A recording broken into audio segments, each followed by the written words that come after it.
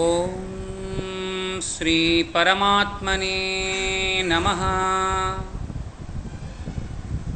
शुक्लांबरधरं विष्णुं शशिवर्णं चतुर्भुजं प्रसन्नवदनं ध्यायेत् सर्वविघ्नोपशान्तये। यस्य द्विरदवक्त्राद्याः पारिषद्याः परस्यतं विघ्नं निघ्नन्ति सततं विश्वक्सेनं तमाश्रयेत्। प्रणो देवी सरस्वती वाजेभिर्वाजनीवती धीनामवित्र्यवतु।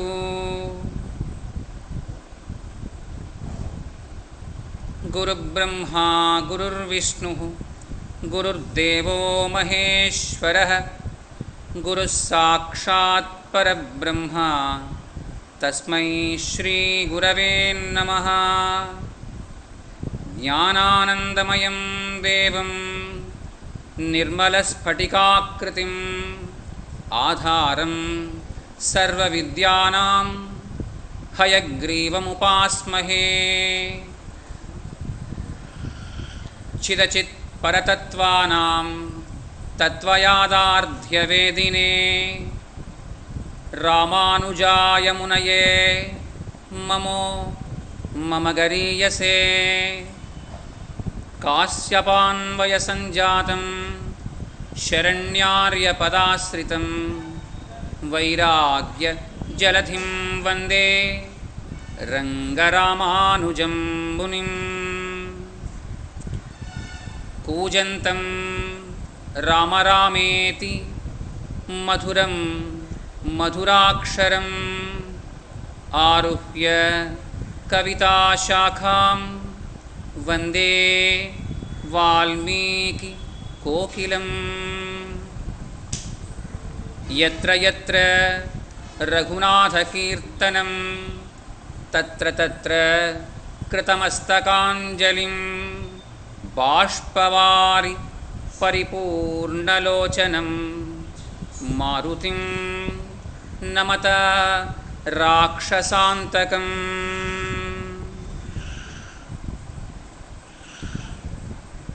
శ్రీమద్ రామాయణం ఇది వాల్మీకి మహర్షి మనకు అందించినటువంటి సకల వేద సారం.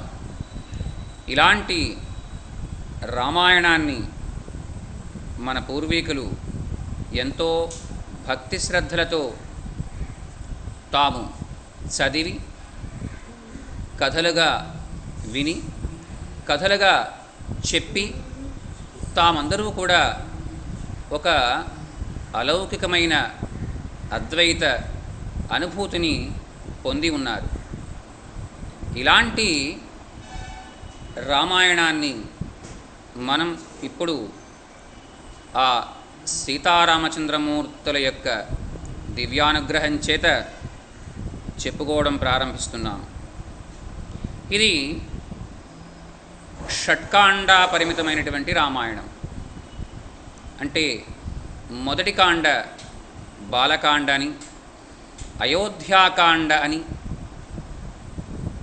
అరణ్యకాండ అని, కిష్కింధకాండ అని, సుందరకాండ అని, యుద్ధకాండ అని, ఇలా షట్కాండ పరిమితమైనటువంటి రామాయణంగా వాసికెక్కింది.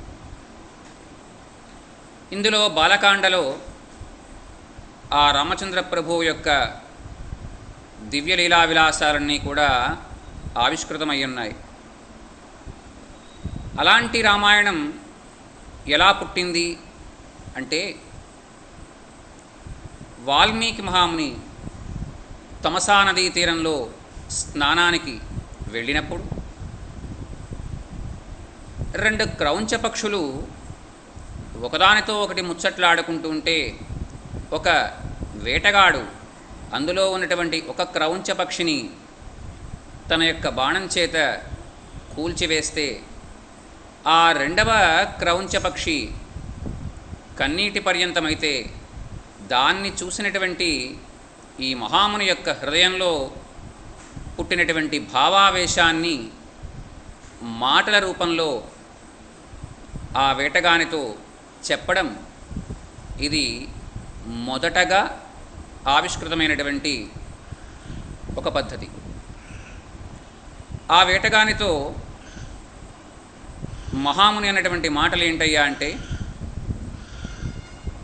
మా నిషాద ప్రతిష్టాత్వం మగమశాశ్వతీ సమాహ యత్క్రౌంచ మిథునాదేకం అవధీః కామమోహితం. ఓ నిషాదుడా,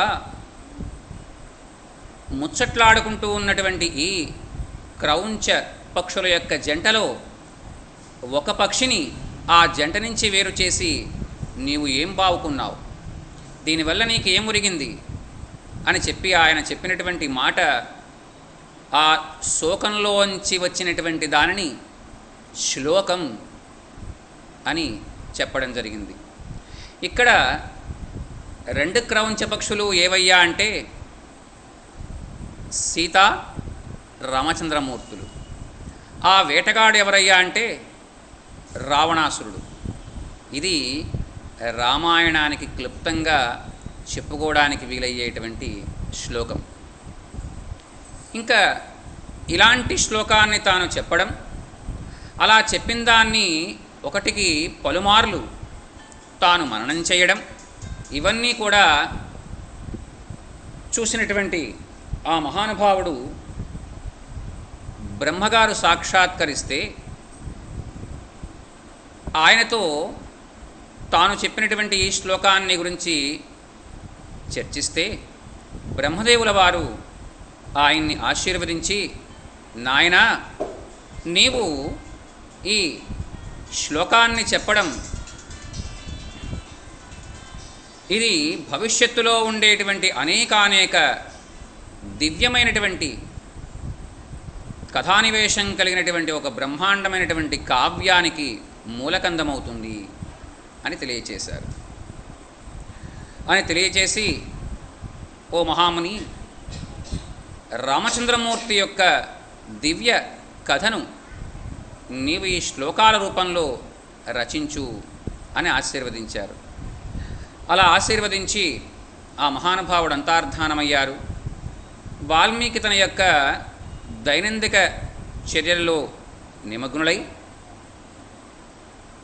రామచంద్రమూర్తి యొక్క కథని రచించమని చెప్పారే, ఆ రాముడు ఎక్కడ ఉంటారు, ఎలా ఉంటారు, ఆయన యొక్క గుణ రూప సౌజన్య లీలా విశేషాలన్నీ కూడా ఎలా తెలుస్తాయి అని భావిస్తే ఆయన యొక్క అదృష్టవశాత్తు నారద మహాముని అక్కడికి వేయించేశారు.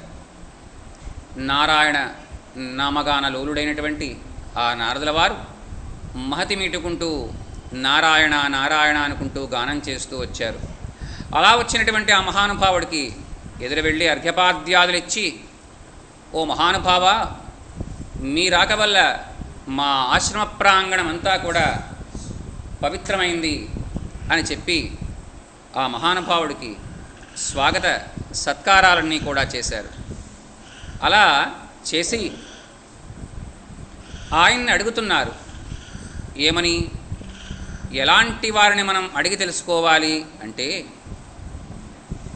మన యొక్క ఉద్దేశ్యం తాలూకు భావాన్ని ఎరిగి అలాంటి భావాన్ని సాకల్యంగా వివరించి చెప్పగలిగినటువంటి గురువుల్ని మనం మన ప్రశ్న వేయాలి.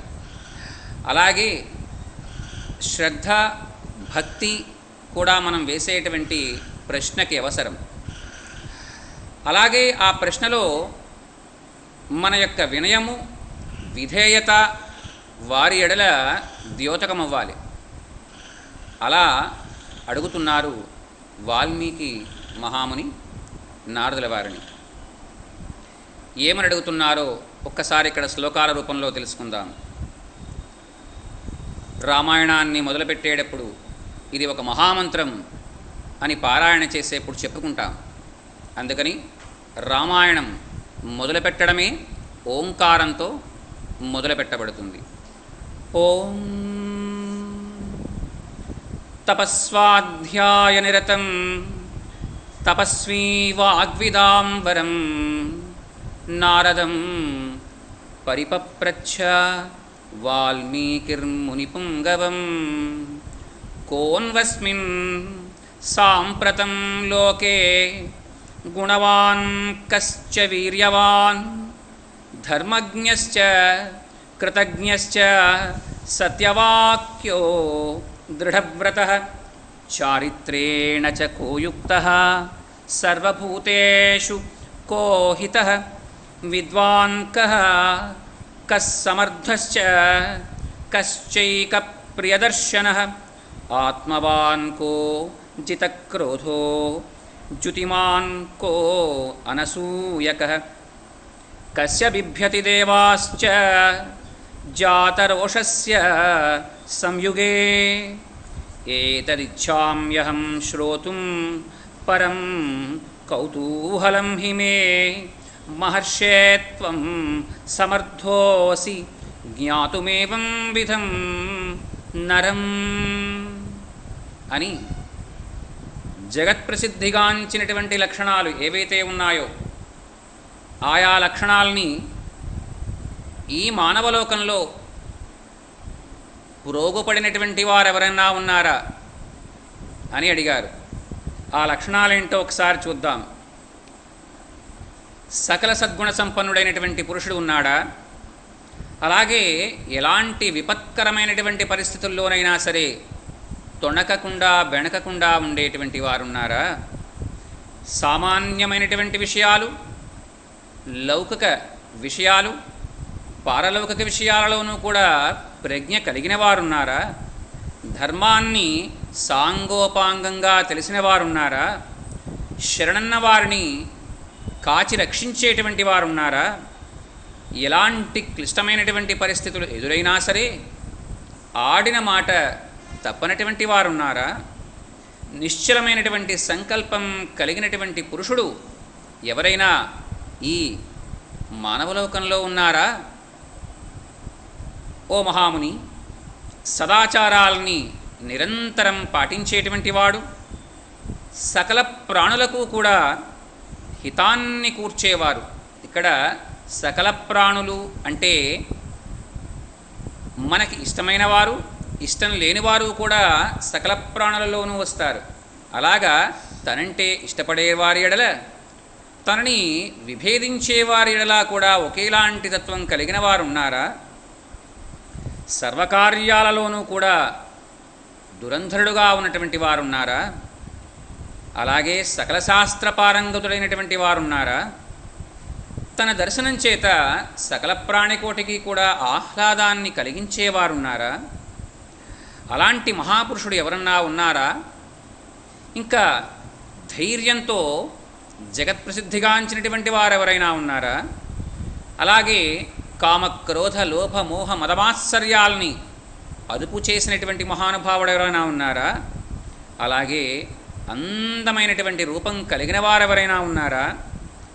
అలాగే ఒకరిపైన అసూయ లేనివారెవరైనా ఉన్నారా? ఇంకా రణరంగంలో కనుక క్రోధం కనుక వచ్చినట్లయితే ఆ క్రోధానికి దేవాసురులే భయపడేటువంటి తత్వం కలిగిన వారెవరైనా ఉన్నారా?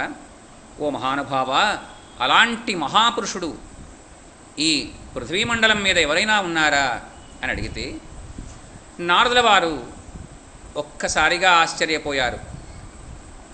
ఓ మహాముని వాల్మీకి, నీవు చెప్పినటువంటి ఈ లక్షణాలన్నీ కూడా ఒకే చోట పోగుపడి ఉండడం అంటే ఇది నిజంగా ఆలోచించాల్సిన విషయమే. ఇవి జగత్ప్రసిద్ధిగాంచినటువంటి లక్షణాలు. ఈ లక్షణాలలో ఏ ఒకటో లేక రెండో ఉండడం వరకు తప్పులేదు, కానీ ఇన్ని దివ్య కళ్యాణ గుణాలు ఒకే చోట ఉండడం అంటే చాలా కష్టమయ్యా. అయినా సరే నేనెరిగినంత, నాకు తెలిసినంత ఇలాంటి లక్షణాలు గలవారెవరైనా ఉన్నారేమో ఒక్కసారి ఆలోచించి తెలియచేస్తానన్నారు ఆ మహానుభావుడు. అలా ఆలోచించగా ఆ మహానుభావుడికి తట్టినటువంటి ఆ జగదేక ప్రపూతుడైనటువంటి ఆ మహానుభావుడు ఎవరయ్యా అంటే చెప్తున్నారు.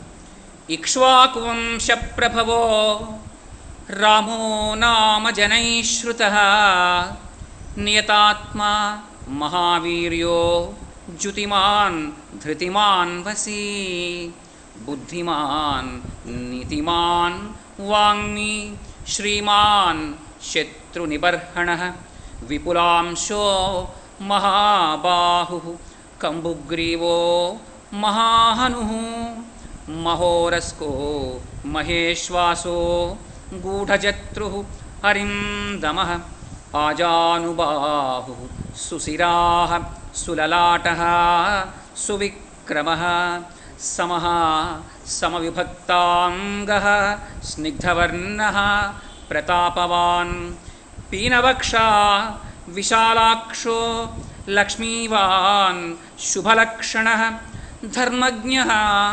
సత్యసంధశ్చ ప్రజానాం చ హితే రతః యశస్వీ జ్ఞానసంపన్నః శుచిః వశ్యః సమాధిమాన్ ప్రజాపతిసమః శ్రీమాన్ ధాతా రిపునిషూదనః రక్షితా జీవలోకస్య ధర్మస్య పరిరక్షితా రక్షితా స్వస్య ధర్మస్య స్వజనస్య చ రక్షితా వేదవేదాంగ తత్వజ్ఞో ధనుర్వేదే చ నిష్ఠితః సర్వశాస్త్రార్థతత్వజ్ఞః స్మృతివాన్ ప్రతిభానవాన్ సర్వలోకప్రియః సాధుః అదీనాత్మా విచక్షణః సర్వదాభిగతః సద్భిః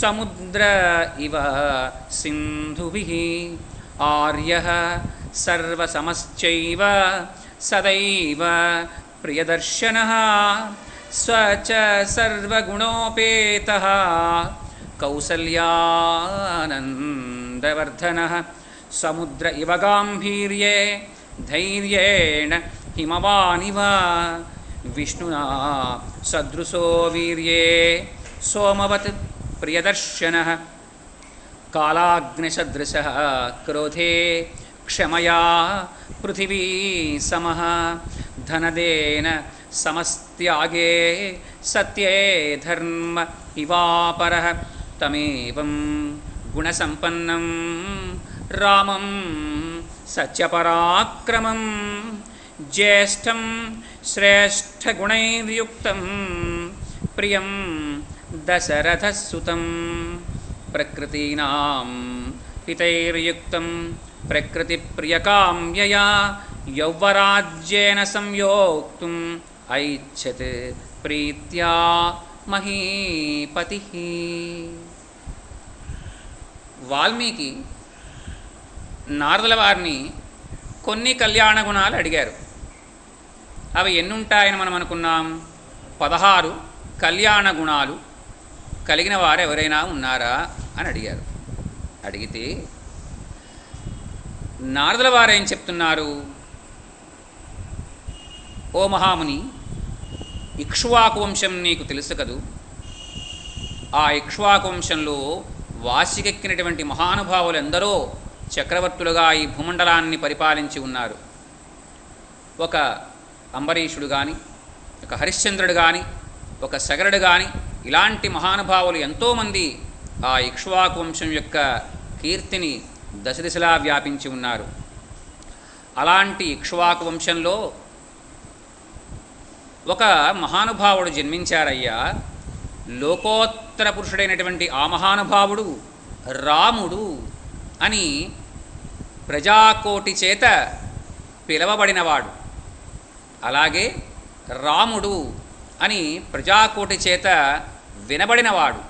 అలాంటి మహానుభావుడు జగత్ప్రసిద్ధుడయ్యాడయ్యా ఆ ఇక్ష్వాకు వంశంలో అని చెప్తూ ఆ కళ్యాణ గుణాల్ని వివరిస్తున్నారు నారద మహాముని.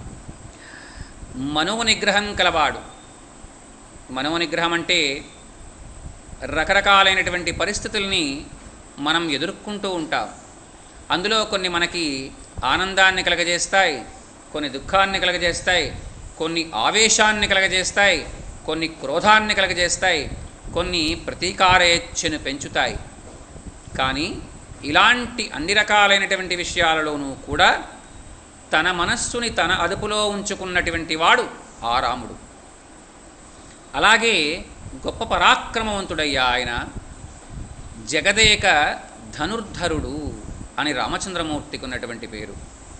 ధనుర్విద్యా కౌశలంలో ఆ కాలం నుంచి ఈ కాలం వరకు కూడా ఎవరి పేరు ముందు చెప్తారు అంటే రామచంద్రమూర్తి యొక్క పేరు తర్వాతే ధనుర్విద్యా కౌశలంలో వాసికెక్కినటువంటి అర్జునుడి యొక్క పేరు.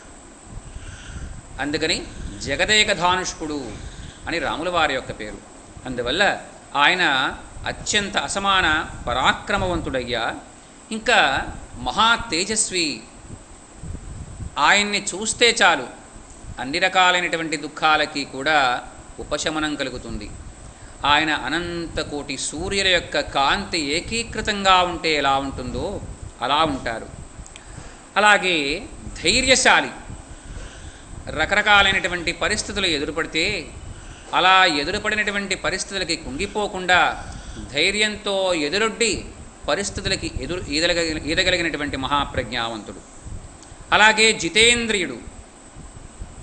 కామక్రోధ లోభ మోహ మదమాత్సర్యాలని తన అదుపులో ఉంచుకొని అరిషడ్వర్గాలని కూడా తొక్కిపట్టినటువంటి షడ్గుణైశ్వర్య సంపన్నుడు.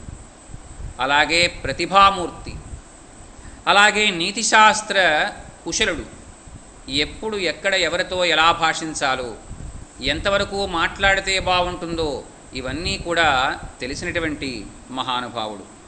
అలాగే చిరునవ్వుతో మితంగా మాట్లాడడంలో అత్యంత నేర్పరి ఆ రామచంద్రమూర్తి. అలాగే శత్రువుల్ని సంహరించడంలో అసమాన ప్రతిభాసంపన్నుడు ఆ రాముడు.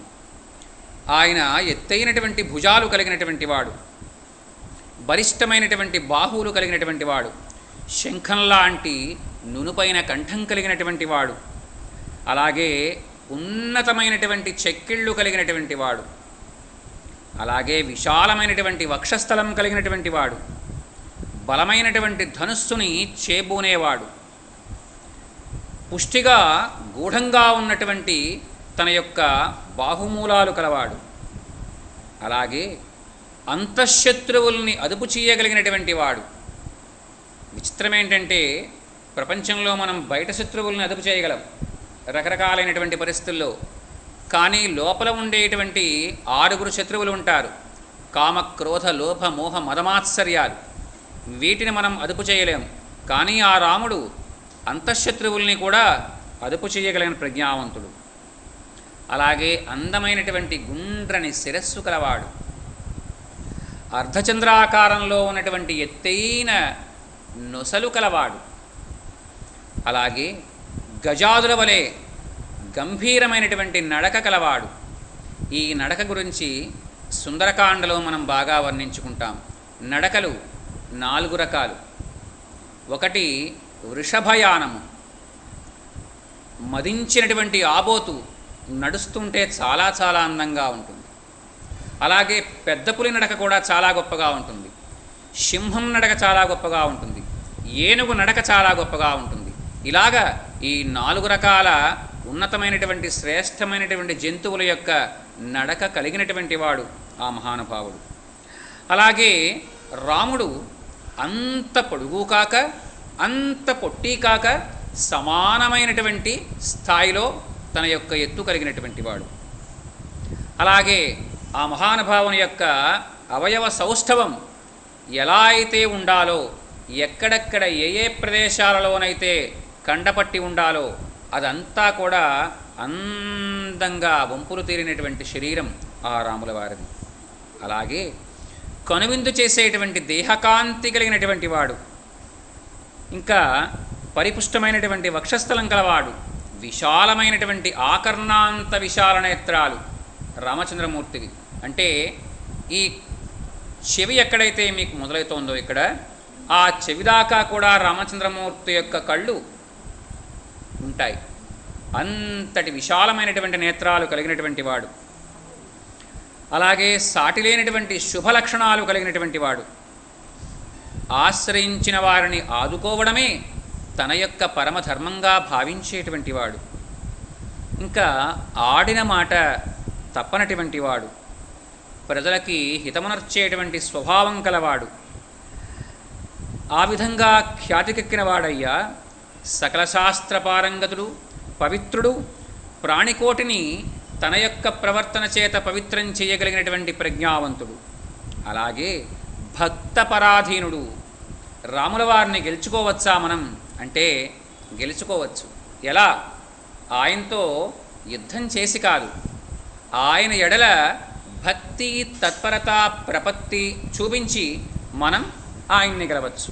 అలాగ భక్తపరాధీనుడు. అలాగే ప్రజాపతి బ్రహ్మలాగా జనుల యొక్క యోగక్షేమాలు చూసేటువంటి వాడు. విష్ణువు వలె అఖండైశ్వర్య సంపన్నుడై ప్రజల్ని పోషించేవాడు. అలాగే దుర్మార్గుల్ని పరిమార్చడంలో సాక్షాత్తు పరమశివుని లాంటివాడు. ధర్మాన్ని స్వయంగా తాను ఆచరిస్తారు, లోకుల చేత ధర్మాన్ని ఆచరింపచేస్తారు. అలాగే ఆయన యొక్క ఏలుబడిలో ఎవరెవరు ఏ ఏ ధర్మాలని పాటిస్తారో వారి వారి చేత ఆయే ధర్మాల్ని పాటింపచేస్తారు. అందువల్ల సకల శాస్త్రాలు కూడా ఎరిగినటువంటి వాడు ఆ రాముడు. అలాగే శాస్త్రాల యొక్క విషయాలయందు ఏమాత్రము కూడా ఏమరుపాటు లేనటువంటి వాడు ఆ రాముడు. అలాగే చక్కని స్ఫూర్తి కలవాడు, సకల జనులకు కూడా ప్రీతిపాత్రుడైన వాడు, సౌమ్య స్వభావం కలవాడు, ఉదార స్వభావుడు. ఇది మంచి, ఇది చెడు అనేటువంటి ఇంగిత జ్ఞానం కలవాడు, సదసద్వివేచన తత్పరుడు. అలాగే నదులు సముద్రం ఎలా చేరతాయో అలాగే సకల సత్పురుషులు కూడా ఆ రామచంద్రమూర్తి యొక్క సభాప్రాంగణానికి విచ్చేస్తారు.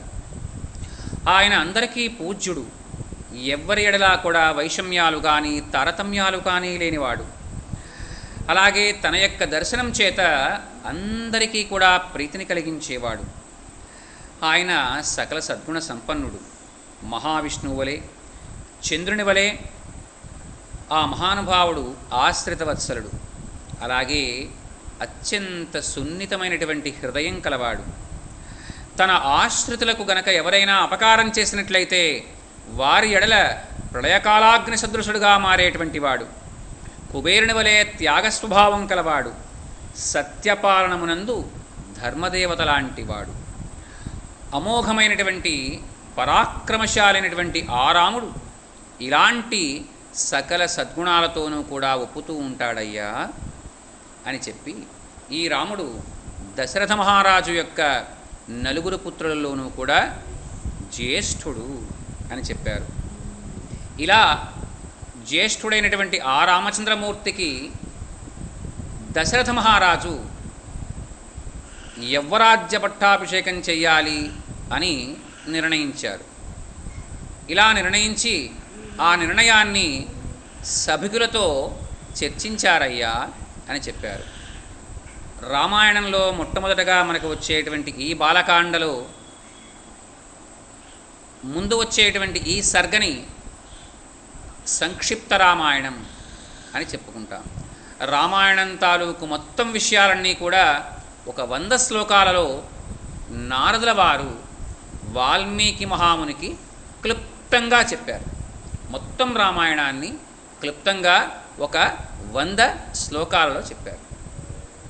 అలా చెప్పిన తర్వాత ఆ మహానుభావుని యొక్క దివ్యానుగ్రహం వల్ల, బ్రహ్మదేవుల వారి యొక్క దివ్యానుగ్రహం వల్ల అంతకు పూర్వం జరిగినటువంటి రామచంద్రమూర్తి యొక్క వృత్తాంతమంతా కూడా ఈయన యొక్క కన్నులకి కనబడుతూ ఉంటే ఆ కనబడుతూ ఉన్నటువంటి దానిని వారు ఏం మాట్లాడుకున్నారో ఆ మాటల్ని తాను వింటూ కళ్ళతో ఆయా దృశ్యాలు, జరిగిపోయిన దృశ్యాలన్నీ కూడా చూస్తూ దాన్ని శ్లోకబద్ధం చేశారు వాల్మీకి. ఇది జరిగిన విషయం. ఇలా ఈ దశరథ మహారాజు తాను రామచంద్రమూర్తికి పట్టాభిషేకం చెయ్యాలని సంకల్పించారు. ఈలోగా అతని భార్య అయినటువంటి కైకేయి ఆయన్ని 2 వరాలు అడిగిందయ్యా. ఆ 2 వరాలలో మొదటి వరం, రేపు ఏ సుముహూర్తానికైతే రామచంద్రమూర్తికి పట్టాభిషేకం చేస్తున్నారో ఆ ముహూర్తానికే ఆ రాముడు 14 ఏళ్ళు వనవాసానికి వెళ్ళాలి అని. అదే ముహూర్తానికి నా కొడుకైనటువంటి భరతుడకు ఈ యవరాజ్య పట్టాభిషేకం జరగాలి అని. ఈ విషయం విన్నటువంటి దశరథ మహారాజు మ్రాన్ పడిపోయారు, మూర్ఛపోయారు. తర్వాత కైకేయి మహాదేవి రామచంద్రమూర్తిని తన దగ్గరకు రావించుకుంది. ఆ మహారాజు యొక్క వరాల్ని, తనకిచ్చినటువంటి వరాల్ని తెలియచేసింది. రామచంద్రమూర్తి రెండవ మాట లేకుండా నాన్నగారి మాట నేను పాటిస్తానమ్మా అని చెప్పి ఆయన వనాలకు వెళ్ళారు. అలా వనాలకు వెళ్ళిన తర్వాత ఆ వనాలలో విరాధుణ్ణి వధించారు. ఆ తర్వాత ఆశ్రమాన్ని నిర్మింపజేసుకున్నారు పంచవటీ క్షేత్రంలో. తదనంతరం సీతాపహరణం జరిగింది. ఆ తర్వాత సీతాపహరణానంతరం రామచంద్రమూర్తి కబంధుణ్ణి వధించారు. తర్వాత కిష్కింధా పట్టణం దగ్గర ఉన్నటువంటి ఆ ఆంజనేయాదులను కలిశారు, సుగ్రీవాదుల్ని కలిశారు. కలిసిన తర్వాత సుగ్రీవుడు తన యొక్క అన్నగారు తనకు చేసినటువంటి చెరుపుని వివరించారు. అలా వివరించబడిన తర్వాత సుగ్రీవుల వారికి సహాయం చేయడంలో ఆ వారిని సంహరించారు. తర్వాత ఆంజనేయాదులందరినీ కూడా ఒకచోటకు చేర్చి దక్షిణ దిశకు అలాగే తూర్పు, పశ్చిమ, ఉత్తరాలకు కూడా వానరవీరుల్ని పంపించారు సీతాదేవిని వెతకడం కోసం. అందులో దక్షిణ దిశకు వెళ్ళినటువంటి ఆ హనుమదాదులందరూ కూడా సీతామ్మవారి యొక్క క్షేమాన్ని రామచంద్రమూర్తికి తెలియచేశారు. అలా తెలియచేయబడిన తర్వాత రామచంద్రమూర్తి తాను బయలుదేరి సముద్రానికి వారధి కట్టి తర్వాత రావణాదులందరినీ కూడా సబాంధవంగా సంహరించారు. తర్వాత సీతామ్మవారిని రావణాసురుడు యొక్క చెర నుంచి విడిపించి సగౌరవంగా తనతో పాటుగా అయోధ్యానగరానికి తెచ్చుకున్నారు. నాయన, ఇది క్లుప్తంగా జరిగినటువంటి విషయం అని చెప్పి నారదుల వారు చెప్పిన తర్వాత వాల్మీకి మహాముని ఈ చెప్పబడినటువంటి విషయాలన్నింటినీ కూడా ఆయన యొక్క దివ్యమైనటువంటి అనుగ్రహం చేత తాను దర్శించి, అలా దర్శించినటువంటి దాన్ని పూర్తి స్థాయిలో విపులీకరించి 24,000 శ్లోకాల పరిమాణమైనటువంటి ఈ రామాయణాన్ని రచించడం జరిగింది. అలా నారదుల వారి యొక్క దివ్యమైనటువంటి ఆనతి రామాయణాన్ని క్లుప్తంగా విన్నటువంటి ఈ మహానుభావుడు నారదుల వారు ఉపదేశించినటువంటి ఆ రామాయణాన్ని సంక్షిప్త రామాయణ విశేషాలన్నీ కూడా గ్రహించి శిష్యులైనటువంటి తన యొక్క భరద్వాజాది శిష్యవర్గంతో సహా ఆ నారదుల వారిని పూజించారు. పూజించి ఆయనకి రకరకాల ఫలాలని అందించారు. వారి యొక్క దివ్యమైనటువంటి ఆశీస్సులు అందుకున్నారు. ఆ తర్వాత నారదుల వారు మహతి మీటుకుంటూ నారాయణ నామగానం చేసుకుంటూ దేవమార్గంలో బయలుదేరి తాను సురలోకాలకి బయలుదేరి వెళ్ళారు.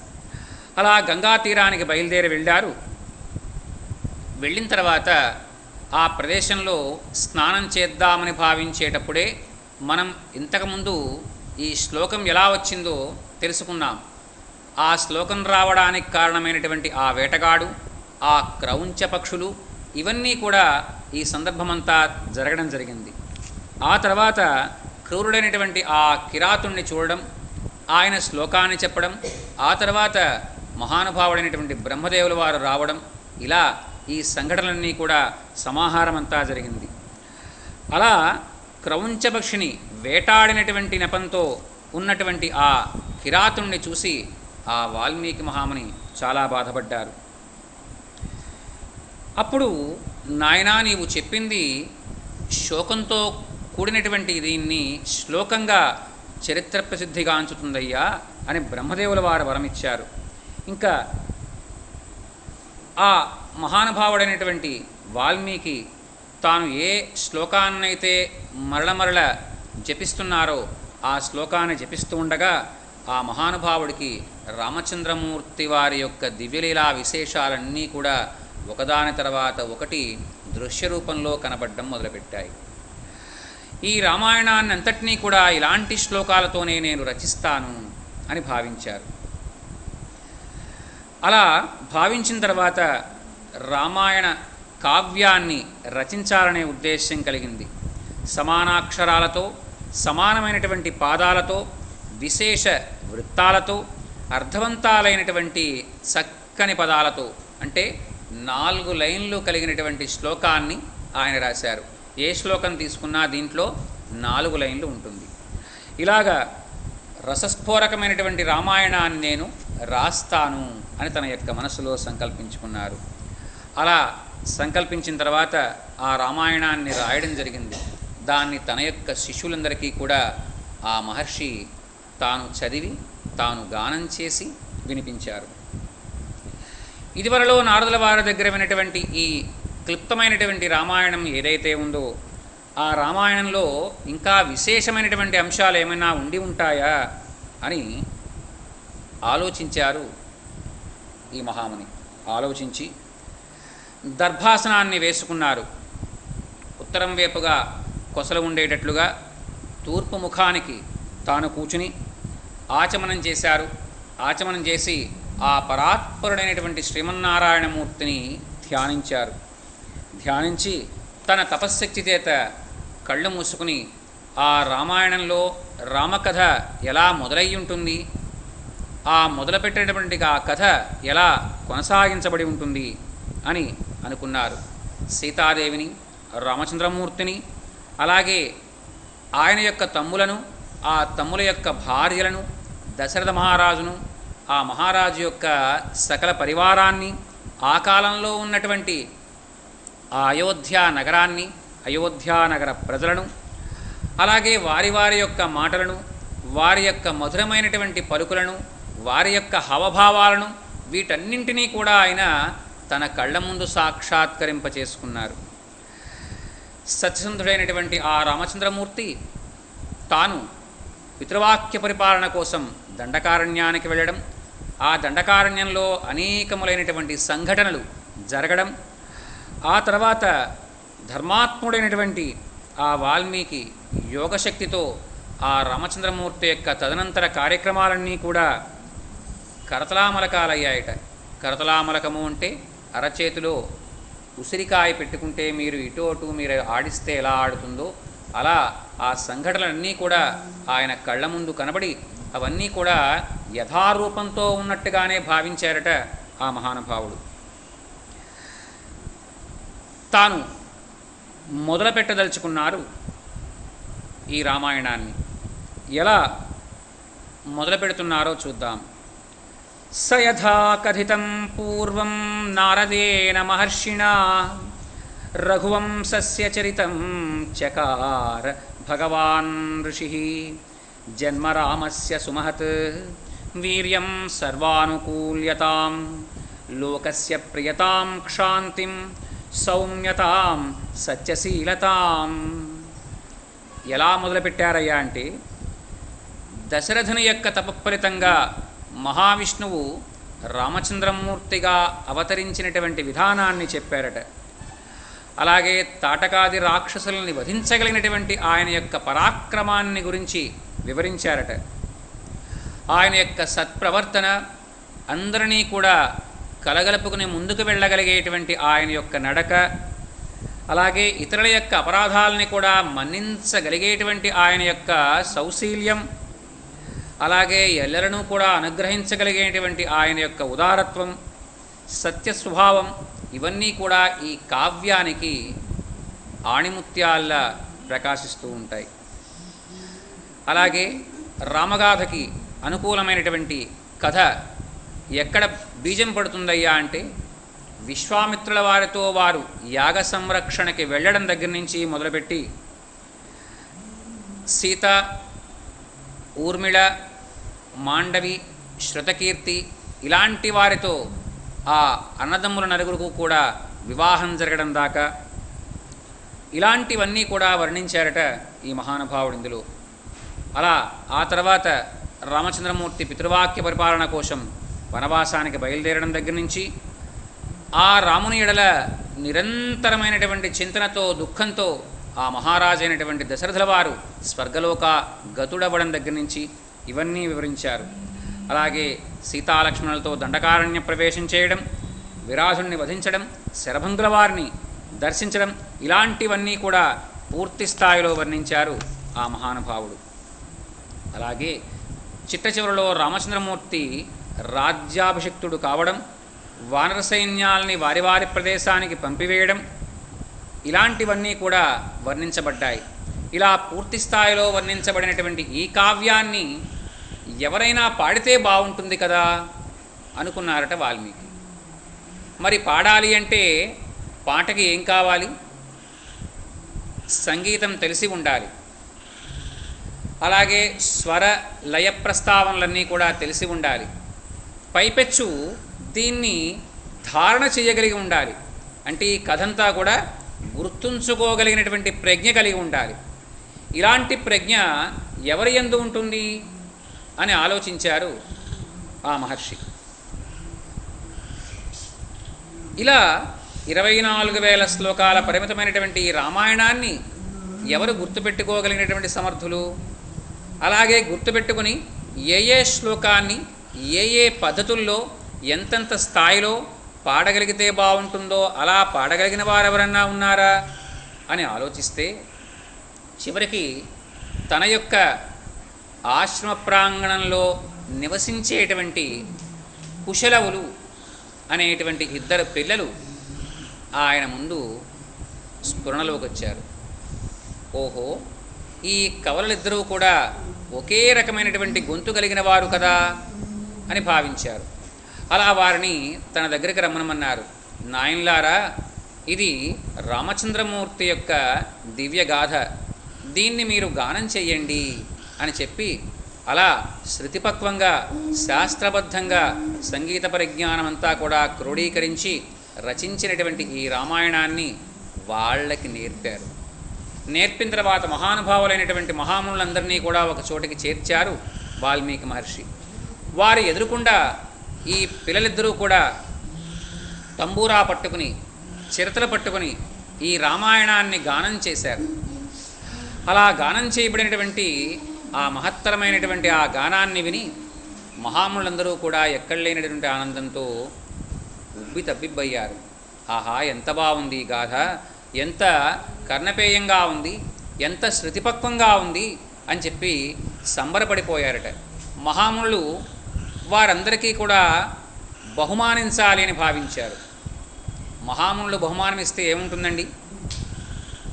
ఒకరు కమండలం ఇచ్చారు పిల్లలకి, ఒకళ్ళు దండం ఇచ్చారు, ఒకళ్ళు తులసి పూసలు ఇచ్చారు, మరి ఒకళ్ళు రుద్రాక్షల పేరు ఇచ్చారు, అలాగే జింక చర్మం ఒకరిచ్చారు, దర్భచాపలు ఒకరిచ్చారు, అలాగే వేసుకునేటువంటి యజ్ఞోపవీతాలు ఒకరిచ్చారు. ఇలా అవన్నీ ఇచ్చి ఆ పిల్లలిద్దరినీ కూర్చుండజేసి వారికి వేదోక్తమైనటువంటి మంత్రాలతో వారిని ఆశీర్వదించారు. ఇలా ఆశీర్వదించబడినటువంటి ఆ కుశలవులిద్దరినీ కూడా అక్కున చేర్చుకున్నారు వాల్మీకి మహాముని. నాయనలారా, మీరు ఆ రామచంద్రమూర్తి ఇప్పుడు అశ్వమేధయాగం చేస్తున్నారు. అందువల్ల ఆ అశ్వమేధయాగం చేసేటువంటి ఆ రామచంద్రమూర్తి వారి యొక్క సన్నిధానానికి వెళ్ళి మీరు ఈ రామాయణాన్ని గానం చెయ్యండి అని వీరిద్దరికీ కూడా ఆనతిచ్చి పంపించారు. ఇలా ఆ కుశలవులిద్దరూ కూడా బయలుదేరి రామచంద్రమూర్తి వారి యొక్క నగరమైనటువంటి అయోధ్యా నగరానికి చేరుకున్నారు. చేరుకుని అయోధ్యా నగరంలో వాడవాడలా కూడా చక్కగా చిరతలు వాయిస్తూ తంబురా మీటుతూ ఈ రామాయణాన్ని గానం చేస్తూ ఉంటే ఆ నోట ఈ నోట ఈ గానం చేయబడుతూ ఉన్నటువంటి ఈ రామాయణం రామచంద్రమూర్తి వారి యొక్క చెవిన పడింది. ఆ పిల్లలిద్దరినీ కూడా సగౌరవంగా తీసుకురండి నా సముఖానికి అన్నారు. పిల్లలిద్దరినీ కూడా తీసుకువచ్చారు. నాయనలారా, మీరు ఎవరు? మిమ్మల్ని చూస్తుంటే చాలా ముద్దేస్తోంది అని చెప్తే వారు చెప్పారు, మేము కుశలబులము, వాల్మీకి మహాముని యొక్క ఆశ్రమ ప్రాంగణంలో ఉంటాము.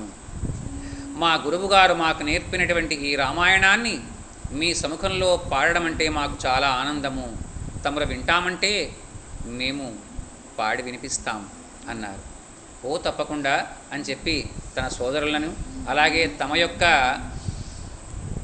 తల్లులు ఎవరైతే ఉన్నారో కౌసల్య, సుమిత్ర, కైకేయి వారిని, అలాగే సకల జానపదులను, మంత్రి దండనాథులను కూడా కూర్చుండజేశారు రామచంద్రమూర్తి ఆ యజ్ఞశాల ప్రాంగణంలో. ఈ పిల్లలు మృదుమధురంగా రామాయణాన్ని అంతటినీ కూడా గానం చేశారు. రామచంద్రమూర్తి ఆశ్చర్యపోయారు. తన జీవితంలో జరిగినటువంటి సంఘటనల్ని ఇంత అందంగా చెప్పినటువంటి ఆ వాల్మీకి మహాముని ఎంతైనా అభినందనీయుడు అన్నారు. అలాగే ఆ దివ్యమైనటువంటి గాథని పాడినటువంటి ఈ పిల్లలిద్దరినీ కూడా తన దగ్గరకు చేర్చుకున్నారు, తన హక్కున చేర్చుకున్నారు, వారి నుదుటి మీద ముద్దు పెట్టుకున్నారు. నాయనలారా, చాలా అద్భుతంగా పాడారు. ఇందులో మీరు పాడినటువంటి వీటిలో, ఈ సంఘటనలో ఏ ఒక్కటి కూడా తప్పు లేదు. అన్నీ ఉన్నవి ఉన్నట్లుగా ఇక్కడ తెలియచేయడం జరిగింది. ఈ కావ్యాన్ని నేను అంగీకరిస్తున్నాను అని రామచంద్రమూర్తి చెప్పారు. అంటే రామాయణాన్ని మనం పారాయణ చేయడం, చాలామంది రామాయణం పారాయణ చేస్తారు. పారాయణ చెయ్యాలంటే దానికి ఇలాంటి మహానుభావుల యొక్క ఒప్పుదల కావాలి. స్వయంగా రాముడే ఈ రామాయణం అవును, ఇందులో రాసినదంతా కూడా నిజమే అని స్వయంగా ఆయనే అంగీకరించారు. అందువల్ల వాల్మీకి రామాయణాన్నే మనం ఎందుకు పారాయణ చేయాలి అంటే ఇదే కారణం. అలాగా రామచంద్రమూర్తి యొక్క దివ్యానుగ్రహంతో ఆ పిల్లలిద్దరూ కూడా సత్కరించబడ్డారు. సత్కరించబడి తిరిగి మరల తమ యొక్క గురువుగారైనటువంటి ఆ వాల్మీకి మహాముని యొక్క ఆశ్రమ ప్రాంగణానికి చేరుకున్నారు. హరి ఓం తత్సత్. రేపటి రోజున రెండవ రోజుగా మనం తర్వాత ఏం జరిగిందో, ఎలాంటి విషయాల్ని రేపటి రోజున తెలుసుకోవాలో రేపు సాయంత్రం మరలా 6:30 మనం అందరం కలిసి ఆ రామచంద్రానుగ్రహం చేత రెండవ రోజు కార్యక్రమంలో పాల్గొందాం. హరి ఓం తత్సత్.